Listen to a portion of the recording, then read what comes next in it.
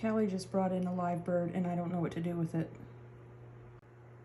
My cat just come running into the house and as soon as I saw her mouth, I knew it was a bird and I yelled at her and she dropped it. I don't know if this thing is okay. He's obviously alive. I don't know what to do. I am so terrified for this little thing.